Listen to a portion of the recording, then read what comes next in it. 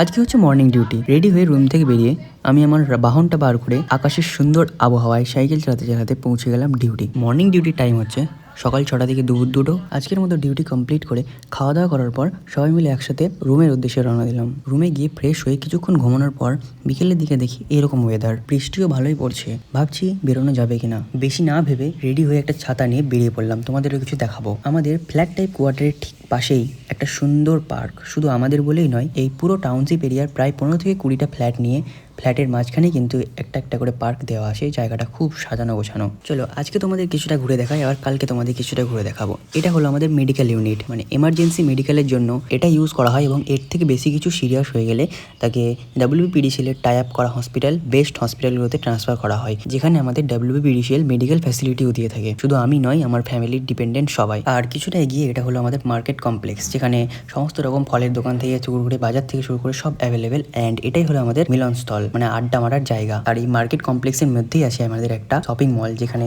জামা কাপড় থেকে শুরু করে আমাদের যাবতীয় সমস্ত সামগ্রী এখানে পাওয়া যায় কেবলমাত্র এমপ্লয়ীদের জন্য। চলো আর বেশি ঘোরাঘুরি না করে খাবারটা নিয়ে নিয়ে রুমের দিকে রওনা দেওয়া যাক। চলো আজকের মতো এটুকুই, দেখা হচ্ছে নেক্সট মিনি ব্লগের নেক্সট ভিডিও নিয়ে।